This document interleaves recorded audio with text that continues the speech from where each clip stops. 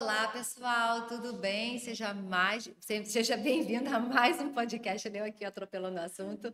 Mais um podcast aqui do Rio, em que a gente vai falar sobre empreendedorismo, sobre ciência e inovação, ainda nesse mês maravilhoso das mulheres.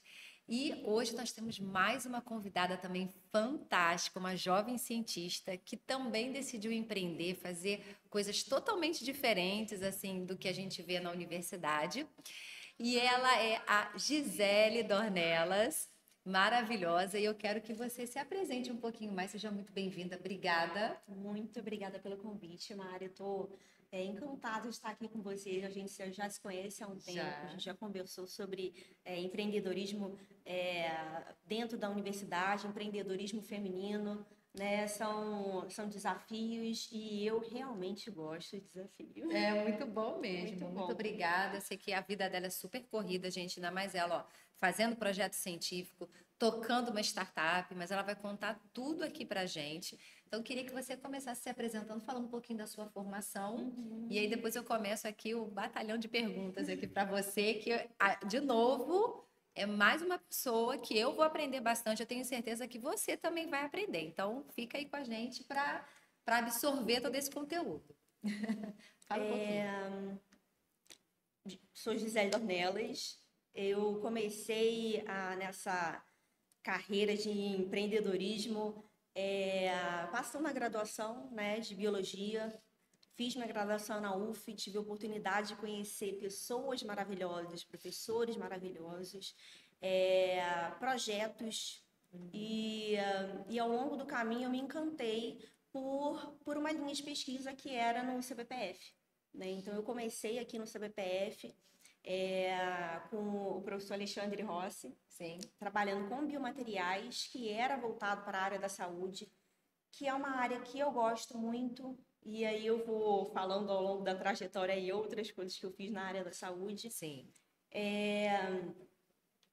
E fiz o mestrado também voltado para caracterização de materiais, mas não era algo que me completava totalmente, né? Eu gosto muito da área de você descobrir novas coisas, a área da ciência me encanta muito, né? Você ter a oportunidade de você criar coisas, você descobrir a função daqueles produtos, novas moléculas, isso tudo é muito bom. Mas ainda faltava. Então, durante o meu mestrado, né, eu fiz um mestrado na área de ciência e biotecnologia na UF, que é voltado também para um desenvolvimento de produto, mas também tem uma pegada muito para a empresa. Então, aí já comecei a vislumbrar o que poderia ser produtos voltados para a empresa. No doutorado, eu também fiz na mesma pós-graduação, que era ciência e biotecnologia, e eu sempre gostei do campo multidisciplinar. Né? Então, eu era bióloga, fiz formação superior também no CBPF, né, com materiais, com física, com química e a biotecnologia em empresa. Então, eu sempre acreditei que a gente precisa ter vivência e ter novas experiências para você descobrir o que você quer. É que Né? interessante que você está falando, porque assim, eu também sou bióloga, mas eu lá atrás, eu também sempre pensei em trabalhar com empresa, mas eu não soube fazer essa conexão. A minha mentalidade era totalmente diferente. Eu acho que também é por isso que eu sempre fiquei na retaguarda assim, para criar empresa, sabe? Porque eu achava que a gente tinha que saber de tudo. Ai, como é que eu vou ter uma empresa se eu não sei de tudo, de todos os processos? Então, eu não posso ter empresa. Só quando eu souber de tudo. Ou então, eu não sabia também de fazer a importância de fazer essa conexão com outras áreas. Como é que isso despertou em você? Isso sempre estava em você? Ou foi alguma palestra que você viu, participou, você ouviu falar? Qual foi o gatilho ali que apareceu para você? Ou você sempre entendeu que multidisciplinaridade é o caminho? Eu sempre gostei do que é novo. né? O que é novidade. O que é novidade, entendi. Então, por mais que eu não soubesse ou que aquilo fosse completamente desconhecido para mim, eu não tinha restrições em tentar, né? Por mais que eu caísse de paraquedas, como há um tempo atrás eu caí de paraquedas no empreendedorismo, eu dava aquela enlouquecida, eu não sei nada disso. Sim. Se desconstrói e fala assim, o que eu estou fazendo aqui? Sim. Mas eu não acredito que a gente perca em conhecer nem que seja o mínimo das áreas, né? Por exemplo, quando você vai gerir uma empresa, você tem que saber parte da técnica, você tem que saber de vendas, né? Tem que saber de marketing, você tem que saber de defender sua marca e mostrar sua marca no mercado. Então, ontem eu estava conversando com um colaborador e uma coisa que eu falei para ele, eu lembrei agora, eu dei o exemplo da famosa fábrica do bolo Vó Alzira, né? É um Sim. bolo que ele é muito gostoso, mas ele não é o bolo mais gostoso que eu já comi em toda a minha vida. Não, Mas entendi. ele tem pontos de vendas no Brasil inteiro. E é por isso que o bolo da Vó Alzira tem essa marca gigante que todo mundo conhece, né? Quem começou a fábrica de bolo Vó Alzira foi uma senhora, né? Que ela vendia bolos, mas ela teve a maleabilidade de se arriscar em um negócio, de conhecer parceiros, de conhecer sócios que iam agregar um negócio dela o que ela não tinha de complementar. Então, ela teve o feeling de conseguir encontrar parceiros para se tornar uma fábrica de bolo Valzira. Então, assim, hoje, o que é que eu vejo em questão de universidade, da parte técnica, e é o que eu converso muito com as minhas colaboradoras que estão hoje dentro da empresa comigo. Algumas, elas são muito preocupadas com a parte técnica, e eu sempre pergunto a mesma coisa. Essa parte técnica, esse processo, ele é escalável? Né? Hoje eu entendo que para a gente colocar um produto no mercado, a gente precisa pensar em diferentes frentes. Ele é escalável? O mais importante, o mercado tem interesse nisso aqui?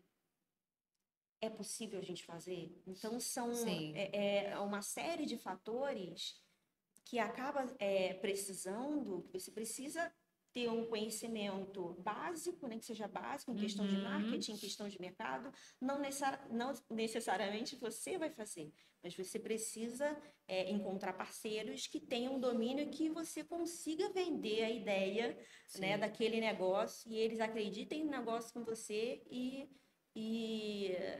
para você ter esses outros relacionamentos das áreas que não são complementares ao que a gente domina. Sim. E aproveitando, pegando o gancho, assim, que eu vejo que você está falando de uma forma muito apaixonada sobre essa. É quase que uma transição de carreira. Sim. Que você está fazendo, mas você ainda continua com o pé no lado cientista. Queria que você contasse um pouquinho para a gente como que é esse processo. Para você foi muito difícil você pensar com a cabeça cientista? Muito. E depois pensar como empresária, empreendedorismo, CEO de uma startup, da Equilibrium, que depois, mais para frente, você fala um pouquinho mais sobre ela. Quais foram os obstáculos que você enfrentou? O que você precisou desconstruir para você começar a olhar mais, por mais que você quisesse olhar para o mercado, mas você teve que aprender a olhar para o mercado, né? Porque a universidade ela não ensina para a gente a ser empresários, não ensina isso. Sim. Então, como é que foi essa transição? Fala aí para a gente.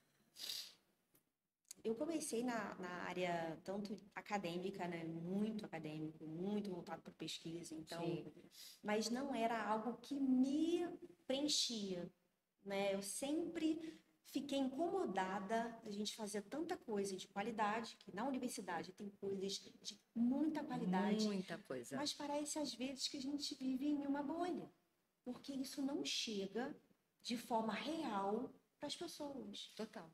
Não chega. Total, não então, chega. quando você chega para conversar com uma pessoa sobre um projeto científico ou sobre algo que é fronteira de conhecimento, as pessoas não têm conhecimento do que. né? E isso me incomoda, sempre me incomodou e eu sempre quis lidar com pessoas. Durante, no meio do meu doutorado, eu fiz uma outra especialização, que era voltada para a área de estética e saúde. Porque eu já tinha essa vontade de lidar com o público, de vender, de estar em contato com pessoas e poder criar para as pessoas. Então, essa transição foi a partir de eventos que aconteceram na minha vida e, né, de oportunidades que foram surgindo. No final do meu doutorado, eu fui encontrando outras pessoas que eram voltadas para empreendedorismo e eu falei assim, caramba, que legal. Interessante. Foi se inspirando, Eu né? fui me inspirando, encontrando pessoas que estavam empreendendo e que é muito difícil, e as pessoas elas dizem que isso realmente é muito difícil, mas uma coisa que eu tenho é coragem. Eu falei assim, acho que eu vou tentar isso. Corajosa Né? mesmo. Teve agora a FAPESP está tendo, a FAPESP e os órgãos de fomento, eles estão investindo muito em startups, né? E ideias inovadoras para que você consiga colocar o seu projeto de pesquisa, e eu vou falar um pouquinho sobre isso também, para o mercado. Então, hoje, né, tem um incentivo muito grande, tem oportunidade para que as pessoas que estão dentro da universidade transponham o que estão fazendo para a sociedade. Exato. Né? Coisa que eu acho que é essencial. Eu estava falando com você, Mari, que dentre essas oportunidades que eu fui tendo na área de empreendedorismo, eu conheci algumas pessoas que eram representantes de indústria no mercado internacional. Né? E uma dessas fábricas era chinesa. Várias eram chinesas. Né? Quando eu fui começar a validar o produto. E uma coisa que me revoltou também é que lá o sistema para você desenvolver uma nova molécula ou um produto, ele é muito associado à universidade. Né? Então, você tem a universidade, sim, você tem as pessoas que estão se formando ali, mas quem fomenta um prédio de pesquisa é uma empresa. Uma empresa. É uma empresa que chega e fala assim, poxa, vimos uma demanda de mercado. Né? O mercado está buscando novos ativos que são clareadores de pele, ou estão buscando novos biofertilizantes, seja lá qual for a molécula. O que vocês têm aqui dentro da universidade que atende essa demanda de mercado? O que vocês têm aqui que é de interessante? E a gente vai financiar essa pesquisa aqui. Né? Então, esse link que eu vejo que é fundamental, que não tem. E no Brasil não tem isso? Não tem. Não tem. É uma perda muito grande. Eu converso com alguns pesquisadores, ainda tem uma restrição muito grande do aluno de mestrado e doutorado estar fazendo outras coisas, né? Buscando mercado de trabalho ou estando em contato com uma empresa ou vislumbrando outras vivências que não sejam o seu projeto de mestrado e doutorado. Né? Então, tá, tudo bem, projeto de mestrado e doutorado, mas o que esse projeto ele vai transformar na vida das outras pessoas? Né? Eu acredito que publicação é fundamental. Né? Porque você compartilha informação, todo mundo cresce junto, mas as pessoas precisam crescer junto mesmo. São fases de desenvolvimento. Sim. Né? Você cresce em questões de compartilhar a informação, mas precisa ter essa transposição do que é real. Sim, exatamente. Olha, como na semana passada, a minha cabeça fica aqui fervendo. Sabe, quando eu converso com essas meninas aqui, que eu fico boiando, eu falo, cara, meu Deus, é muito conhecimento, assim, é muita vontade. O conhecimento que eu falo, gente, não necessariamente é somente o técnico, mas é o conhecimento de si próprio. É de você como pessoa e você como cientista olhar também para outras pessoas. Então, é essa ligação que eu acho fantástica, sabe? E assim, você como mulher, nesse ambiente de empreendedorismo, né, já que a gente está aqui no mês especial das mulheres, você percebeu alguma diferença do ambiente acadêmico para o ambiente do empreendedorismo em termos de você como mulher? Você enfrentou obstáculos, preconceito, dificuldade? Onde foi mais difícil? Onde é que foi mais fácil?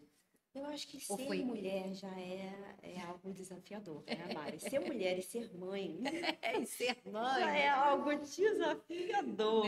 De uma menina De uma menina linda. linda, maravilhosa.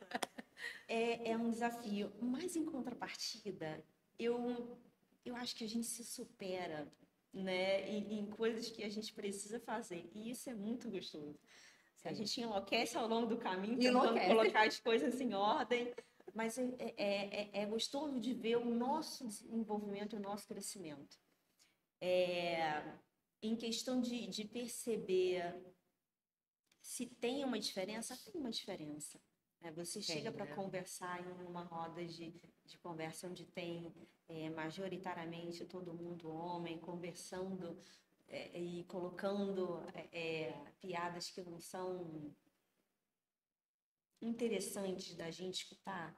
É complicado, mas eu nunca me coloquei em um lugar de não vou colaborar porque a pessoa pensa dessa forma. Né?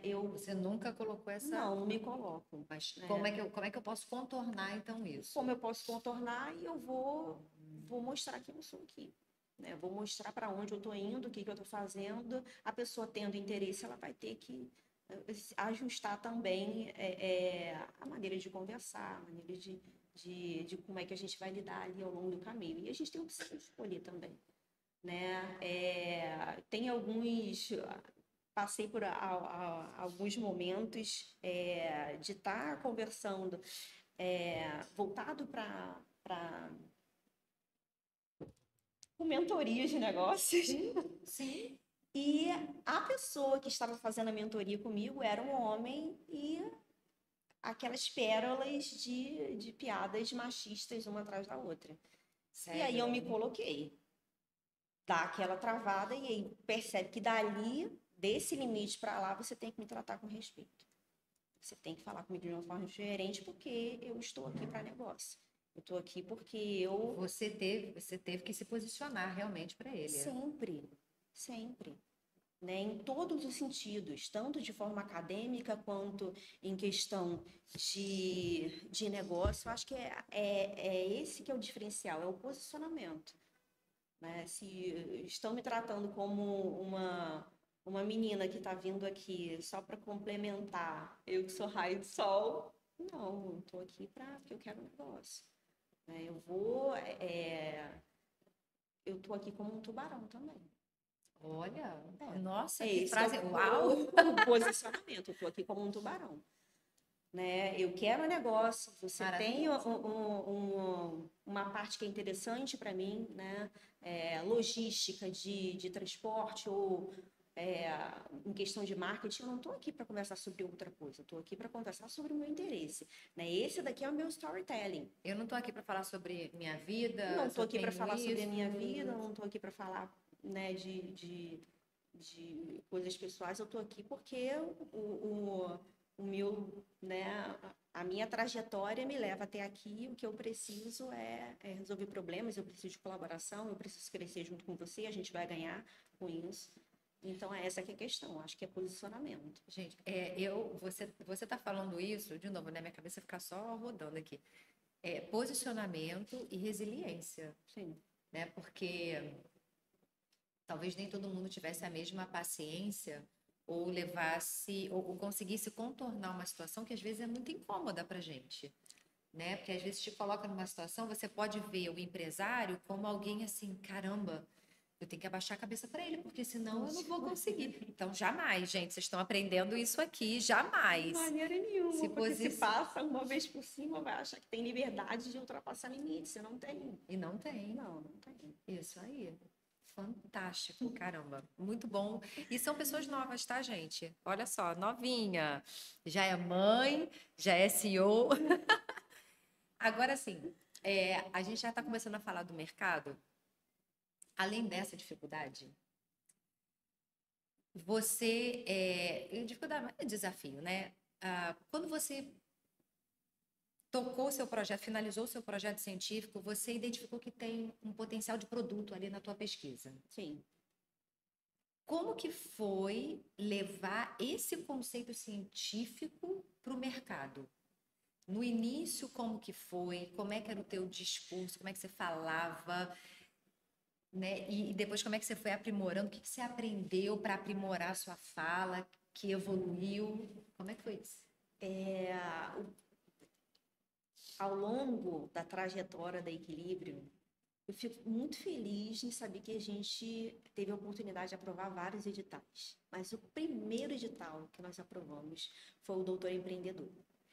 E eu acho que a FAPERJ é uma mãe.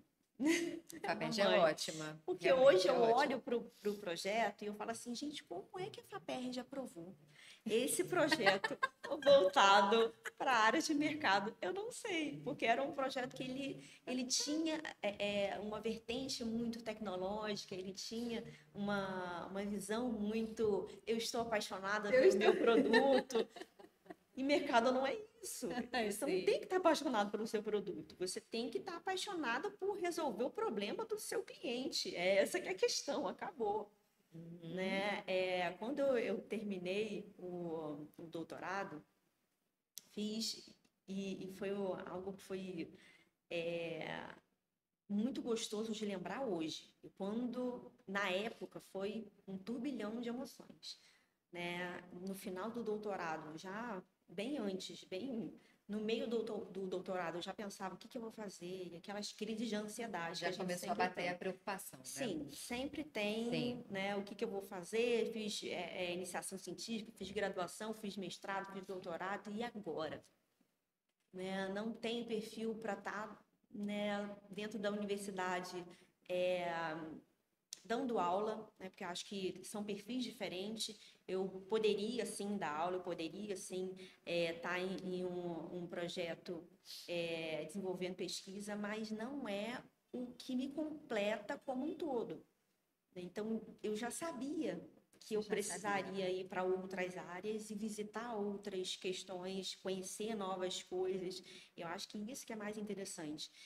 E no finalzinho do doutorado, abriu a seleção para o doutor empreendedor. Tentar, né? Eu já vi outras pessoas fazendo, achei diferente. Vamos ter mais essa experiência, né? Isso está me despertando algo que é bom. Fiz o projeto, passei. Não tinha defendido ainda. Caramba. O meu orientador foi maravilhoso. Porque, em novembro eu fiz qualificação, coisa que não é tranquilo de fazer. Não é Em trivial. dezembro estava marcada a minha defesa, não conseguimos, realocamos para janeiro, porque a FAPERJ disse que poderia entregar a documentação em janeiro, porque eu só conseguia assumir o projeto entregando a documentação. Sim. E ele conseguiu movimentar pessoas para que estivessem em janeiro na minha banca, porque em janeiro está todo mundo de férias. Sim, verdade. Né? A universidade está completamente vazia. Sim. E mesmo assim eu consegui fazer ali a defesa para assumir o projeto, que era a proposta de um produto cosmético, né, nanoencapsulado, voltado para o mercado. E é por isso que eu digo que a FAPERJ é uma mãe, porque quando você vai fazer análise de mercado e você conversa com o mercado, você só vende o que o mercado quer. E se é um mar vermelho, né, em questão de produtos cosméticos, o Brasil é o terceiro maior mercado mundial que vende e consome cosmético no mundo. Não é com mais cosmético que o Brasil precisa. É mais cosmético que o mundo está precisando. Né? Na minha visão e conversando com as outras pessoas. Claro que tem diferentes segmentos. Né? Tem pessoas que inovam em questão de produto. Sim. E dentro do produto que a gente estava criando, o que mais tinha de inovador e o que mais interessava era um produto que tinha os nanoencapsulamentos. Ele estava muito mais interessado na tecnologia do que do produto final, do que na formulação. Então, aí eu fui ajustando o projeto inicial. Eu Eu enviei um projeto, fui fazer busca de mercado, porque você não consegue vender um produto sem saber o que as outras pessoas querem. Você vende de acordo com a demanda. Sim. Você ajusta o que o mercado quer. E o mercado não queria mais cosmético, o mercado queria tecnologia. Tecnologia. Ele queria reagente. Aí é que está a inovação do teu projeto científico. É aí que está a inovação.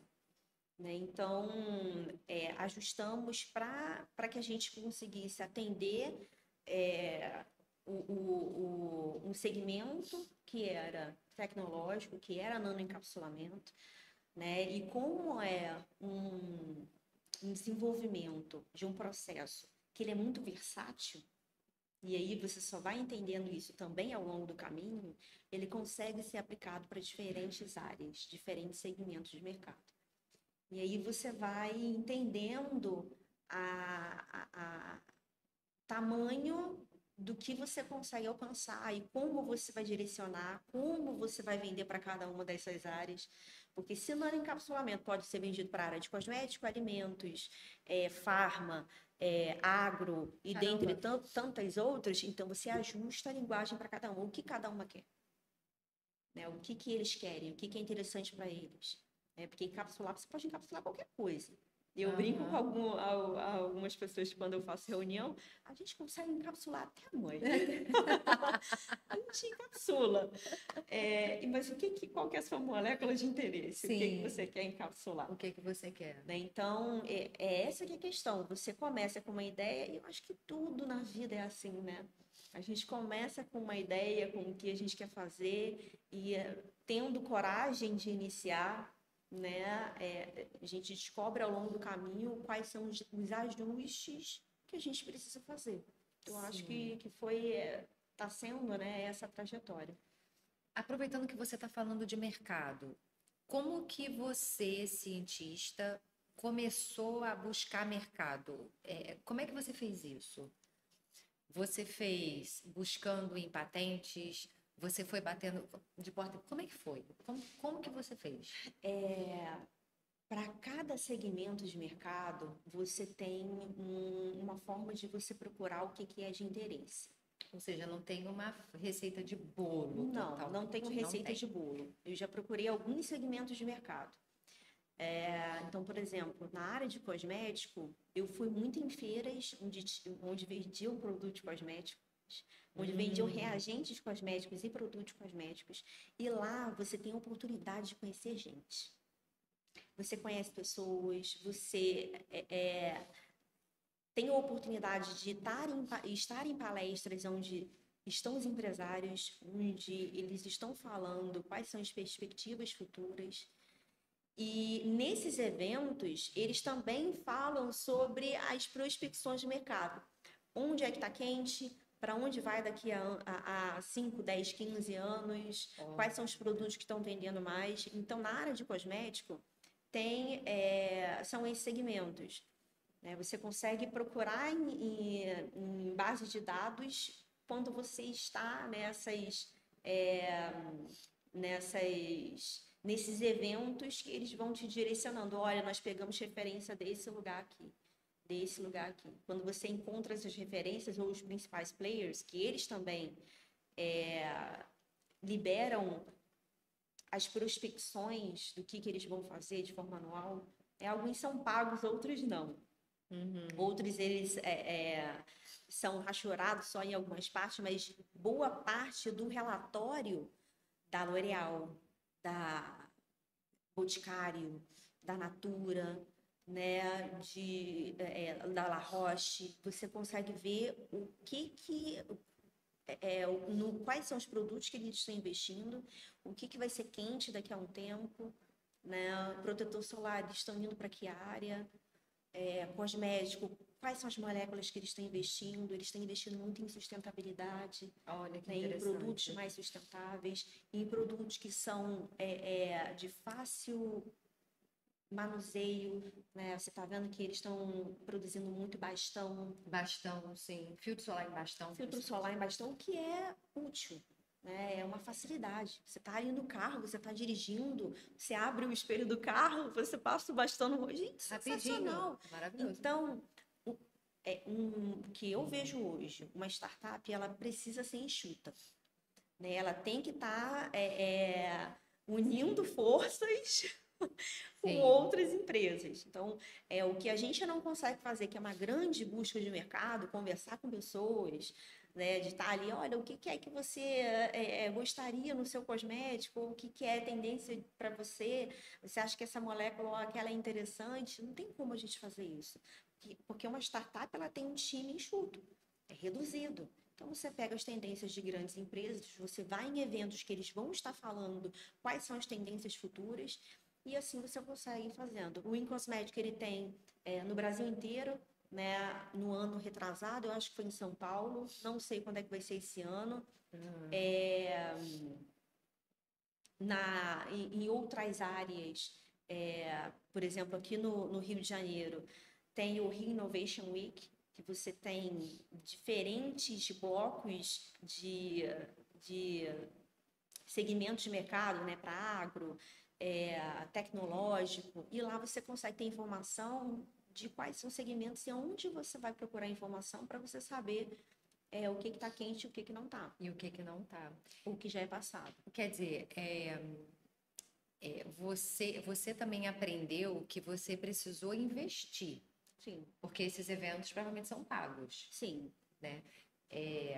Eu acho que você precisou trabalhar a tua cabeça para entender que se você também não investisse, Fica complicado. fica complicado, né? Você Você tem não que sai do lugar. comprar, você tem que comprar o que você está fazendo também. Tem que acreditar no que você está fazendo, que vai te render frutos e desenvolvimento. Você tem que apostar na sua ideia. Agora, você está falando aqui, Gisele, assim, eu vejo assim, um diferencial muito grande em você como pessoa. Eu tenho certeza que quando você era cientista, que aliás era uma coisa que a gente estava conversando antes, né? Sim. Como é que é a nossa cabeça de cientista, né? E depois como é que quando você vai para o mercado, de fato, e se coloca na posição que você se coloca, que é como CEO, muda muita coisa. Muito. Como cientista, a gente se considera um aluno de mestrado, de Sim, doutorado, em que a gente tem um chefe, né? sim. Tem alguém superior que vai resolver todos os nossos problemas. Mais ou menos. Mais ou menos. Às vezes ele bota mais problemas. Ou então até a gente bota mais problema. Mas assim. Mas eu queria que você contasse pra gente assim, como que foi também a sua construção como empresária. Sim. Em que você percebeu que a sua cabeça, quando era cientista, não ia funcionar quando você montou sua startup. E foi um desafio, Mari. Eu vou te falar, foi um desafio. Tinha dia que eu tava nessa transição, tinha dia que de manhã eu deitada na cama e falava assim, não quero levantar. Eu não vou levantar.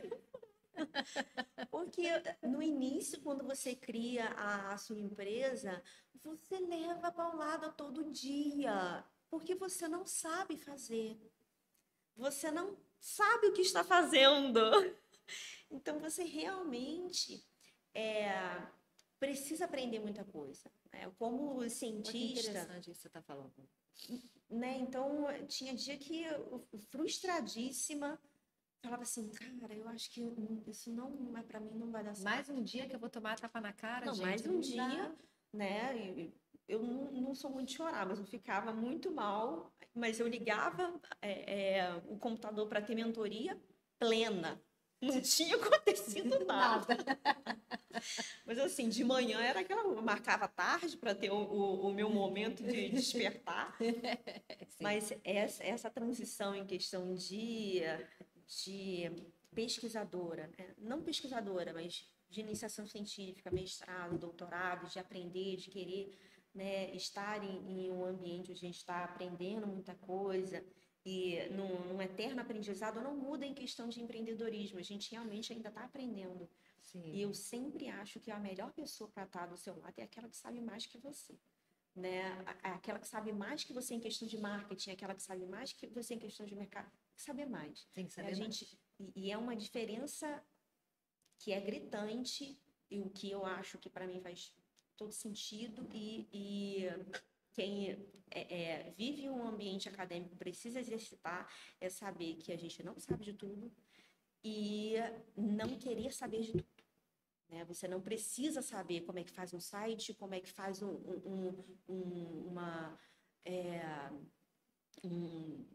uma visibilidade de marketing. Você precisa ter parceiros que façam isso para você também. Né? E essa é uma das fragilidades que eu tive ao longo do caminho. Eu queria saber fazer tudo, eu queria fazer um site, eu queria... Né? Então, no início, a gente precisa realmente fazer um pouco de tudo para que as coisas comecem a andar. Mas depois, quando você já estiver rodando, né, o momento que eu estiver rodando já com dinheiro para pagar pessoas que façam a gestão de site, façam a gestão daquilo, você tem que desligar e falar assim, essa daqui é a pessoa que vai fazer isso e eu vou gerir o negócio. Eu vou gerir um negócio. Então, assim, aí voltando, porque eu vou falando um monte de outras coisas. Não, pode falar, pode falar. Mas nessa transição de academia e mercado é um desafio. A gente tem que se desconstruir e tem que se permitir. Eu acho que essa que é a maior questão. Se permitir se desconstruir. Né? Se permitir entender que você não sabe, não tem domínio de todas as áreas que você está disposta a enfrentar. Né? Eu acho que um dos exemplos que eu posso colocar assim de forma muito clara é que ao longo de uma startup você pivota muito. E se você não pivotar, a sua startup ela tá muito provavelmente ela não vai dar certo. E a gente pivota. Pivotar é mudar a direção, mudar o curso. Você pivota. Pode ser produto, pode ser tendência de mercado, pode ser direcionamento de mercado. Você está inclinado ao mercado de cosmético, né? A Equilíbrio, ela estava muito tendendo para o mercado de cosmético. Quando eu fui ver regulatório, eu falei assim, opa, peraí. Eita. É difícil isso aqui, não tenho dinheiro para fazer isso aqui agora. Quais são as outras áreas que eu posso abraçar com essa tecnologia que eu vou sair na frente? Então, assim, tem que pivotar e tem que se permitir mudar. Né? Nesse exercício e nessa transição, eu tive que aprender um monte de coisa. Né? Li um livro maravilhoso. O primeiro livro que eu li foi Startup Enxuta, que ele muda o mindset das pessoas. Você precisa fazer um MVP, testar aquele MVP. O mínimo possível viável. Se der certo, a gente investe mais. Se não der certo, a gente pivota. Então, assim, o que é muito diferente no mestrado e doutorado. Não deu certo, a gente tenta de novo. Não deu certo, a gente arruma uma outra. Tem que dar certo. E não é assim para o mercado. E não é assim. Você, primeiro que não começa por você, começa pela tendência de mercado. O que o mercado quer? Então, se o seu produto ele não atende uma demanda de mercado, você vai ter que mudar o produto. E eu passei por isso, em ter que mudar o produto. Né? Eu tive, ao longo da história da Equilíbrio, eu tive oportunidades muito legais. E uma delas foi com o Synapse Bio, que é uma mentoria, e que no final desse edital de subvenção e também das reuniões que eu tive com mentores, nós fizemos uma feira de negócios. E eu conheci muita gente de mercado. E uma delas era a BASF, que é é o maior player de mercado voltado para a área de biosurfactante e de diferentes biosurfactantes. E eu tive reuniões com os desenvolvedores de produtos da BASF e eles não queriam saber de processo. Eles queriam saber, olha, qual que é o seu... Apresentei o pitch para eles, falando, olha, a gente resolve isso, resolve aquilo. A primeira pergunta que eles me fizeram, qual que é o rendimento que vocês têm? Quantas gramas por litro? É só isso que eles queriam saber. Eles queriam saber rendimento. E eu tinha um problema de rendimento. E eu peguei e falei assim, cara, então não é isso que eles querem. O que eles estão querendo é uma outra tecnologia. O que eles querem é manipulação genética. Então, muda completamente o que o mercado quer. Mudou. E é essa que é a questão. E você precisa mudar o seu produto para você atender o mercado. Então, acho que essa que é a questão. Você tem que aprender e perceber que não vai ser a mesma coisa, né, de você fazer um projeto de pesquisa. Geralmente a gente faz, publica um artigo, mas aí o processo é completamente inverso. Totalmente inverso. Somente. E assim, um outro desafio que eu acho que até você colocou aqui, né? Você, como CEO de uma empresa, você não só tem que prestar atenção no mercado, ouvir o que o mercado está dizendo, como você também lidar com pessoas da sua equipe. Ouvir também as pessoas da Que é um desafio. equipe. Esse é o maior desafio que eu tenho hoje dentro do equilíbrio. Gestão de pessoas, né? Que é o que a gente estava falando. Você, né? Quando você é cientista, você está numa posição e você agora tem uma outra posição de líder. Então, você está liderando e inspirando pessoas todos os dias.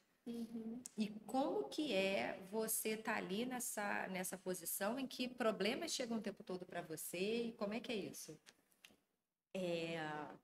Você só consegue gerir o emocional de outras pessoas quando você está tranquila o suficiente para conseguir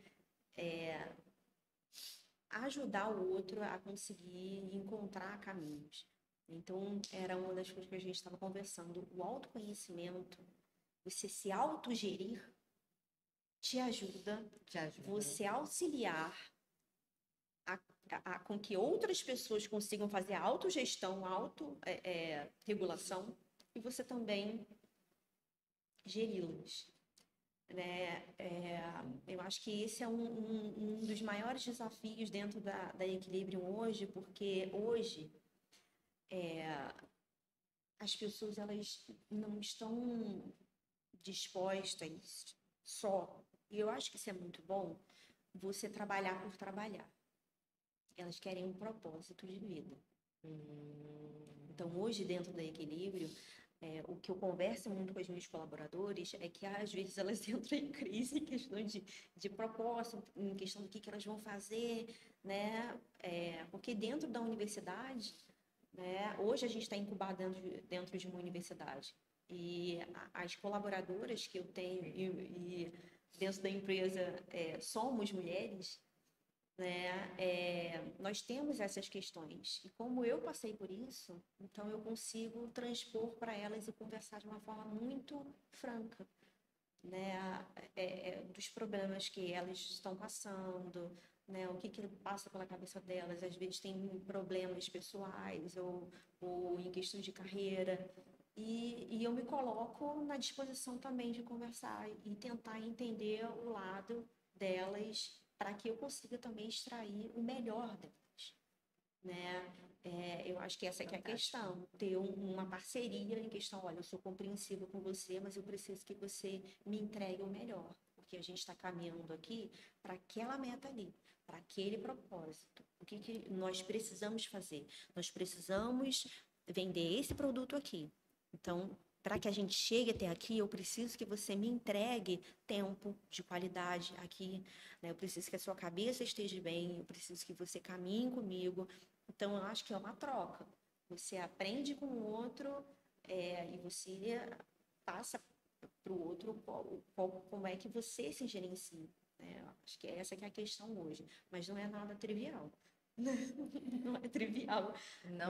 Não é trivial e eu fico também lembrando, né, eu sempre faço um throwback, né?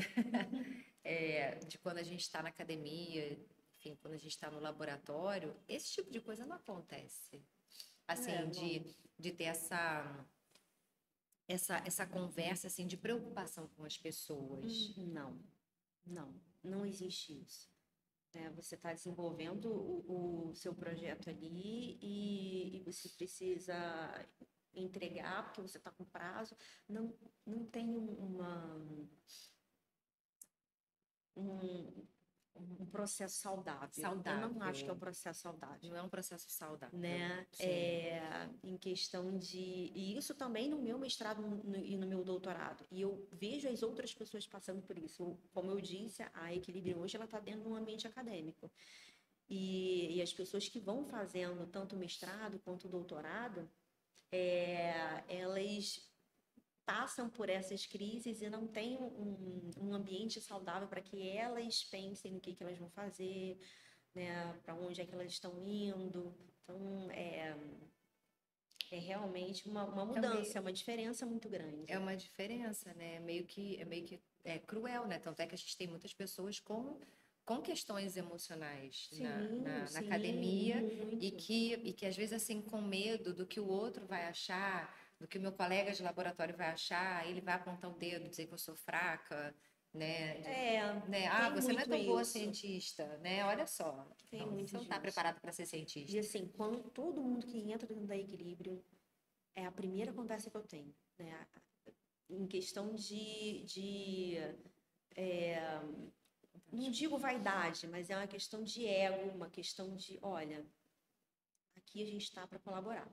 Vamos aprender e a gente está caminhando para esse lugar aqui. O que você não souber, você precisa me dar feedback. E quando não dão um feedback, eu percebo que é por, não sei o que vão pensar de mim, eu falo assim, ó, não, vamos conversar aqui. Né? E eu explico por que aquilo é prejudicial. Se você não me dá feedback e isso daqui não tá bom, nós estamos trabalhando como uma equipe. Se isso aqui não tá bom, você está prejudicando a sua colaboradora, né? A Juliana, a Tuane, o Dejanildo. Você está prejudicando outras pessoas ao longo do processo e a gente não vai chegar no objetivo. Então, é um desconforto muito maior em questão de equipe se você não expõe a sua fragilidade, né? Então, a gente precisa conversar aqui. E sem julgamento, né? Sem julgamento. Caramba, sem julgamento. Não cabe julgamento. Não é um lugar que cabe, né? Isso é fundamental. Para funcionar, precisa ser transparente. E quem dera que todas as pessoas pensassem assim como você, tipo, sem julgamento, porque isso acho que ia ajudar muito a saúde mental de muita gente, né? No ambiente de trabalho, no ambiente que a gente precisa colaborar, enfim. Sim. Acho que ia ajudar bastante. Giz, a gente está caminhando para o final do podcast. Não acredito. Ai. Passa voando, né? Tem que me convidar de novo. Vai, venha. Pelo amor de Deus, pode vir. Eu queria saber, assim, qual é a tua visão de futuro da tua startup? Onde é que você quer chegar? Como é que você se vislumbra? Enfim, me fala a sua visão de futuro. Ao longo da história do Equilíbrio e a história de toda startup, você tem possibilidades, e ainda mais Deep Tech, né, que são universidades que elas são nascidas dentro da universidade. São startups nascidas de universidade. Você tem caminhos. Você pode prestar serviço, você pode fazer produto. Tem caminhos que você pode seguir. A gente começou pensando em prestação de serviço. Só que, de acordo com demandas de mercado, produto é mais interessante e a gente consegue fazer. Então, daqui a um tempo, queremos ter outros lugares onde a gente consegue colocar o nosso produto. Hoje, estamos investindo na área agro. Eles também têm produtos nanoencapsulados, tanto para cosmético quanto para a área farma, mas esses produtos, eles são mais voltados para como prestação de serviço, né? Por conta do regulatório. Sim, o regulatório entendi. É uma barreira muito grande para a gente conseguir transpor. Né? As grandes empresas, as farmas, as empresas farmacêuticas ou as empresas cosméticas, elas continuam liderando o mercado também por causa disso, porque tem cacife para ir lá e botar um novo produto no mercado, novo cosmético. Então, assim, o regulatório é uma barreira muito grande. Né? Agora a gente tem um segmento que o regulatório é muito mais tranquilo. Então, o que eu tenho de prospecção daqui a um ano é que a gente já tenha outros pontos de venda. daqui a 5 anos é que a gente tenha o espaço, o nosso espaço, já com uma produção maior. Eu quero aumentar a escala. E daqui a mais tempo ainda, mais sucesso, quem sabe venda Sim. da empresa. Da empresa. Sim. Excelente. Uma palavra final, assim, uma frase final. O que que você diria para aquela menina cientista que está começando, está lá no seu mestrado, no seu doutorado? O que que você diria para ela? Tenha coragem. Ai, Tenha coragem sim. de fazer as coisas. Com todas as pessoas que eu conversei até hoje, desde mercado até player de mercado, o que faz a diferença é você ter coragem de você ser protagonista da sua história. Você precisa ser protagonista, você precisa assumir as suas decisões, o que você quer fazer, descobrir novas experiências. Ah, eu não sei se eu vejo essa experiência, eu estou insegura. Tenta. Vai lá um dia, conversa com a pessoa, né? Vê se aquilo ali é algo que te interessa, tenha novas vivências. E se você tiver com medo de fazer as grandes decisões da sua vida, antes você vai ter passado por um período de medo, porque a mudança dá medo. Mas é muito bom quando você assume o controle das coisas que você quer fazer. Acho que é isso. Maravilhosa. Ó, palma de novo, né, série, tá? Para vocês também. Gente, maravilhoso. Ai, que bom. Totalmente inspirador. Eu espero também que você tenha gostado, viu? Tanto quanto eu. Se você tiver alguma pergunta para Giza, onde que as pessoas te acham? LinkedIn? Vocês conseguem me achar pelo LinkedIn, pelo Instagram, né? Tanto com o nome Equilibrium ou Gisele Dornelas. Ah, então ótimo. E se você também tiver uma pergunta aqui, pode escrever no nosso chat que a gente responde para você. Giza, muito obrigada. Muito obrigada, Mari. Muito inspirador, Que muito bom. enriquecedor de verdade. Que bom. Eu falei para Jéssica na semana passada, falei, cara, eu tô sentada aqui, mas eu aprendo pra caramba todos os dias. Então, cada experiência aprende dessa, com a gente você. aprende muito. A gente, né? Olha, observa o posicionamento dela, a forma como ela fala, o que que ela precisou fazer para quebrar seus próprios medos. Então, isso serve de muito aprendizado para a gente. Né? Obrigada mesmo, de verdade. Obrigada pelo E eu convite. aguardo você, imagina. Eu aguardo você aqui no próximo episódio da semana que vem, que também tem mais uma mulher incrível para conversar aqui com a gente, viu? Um abraço. Tchau.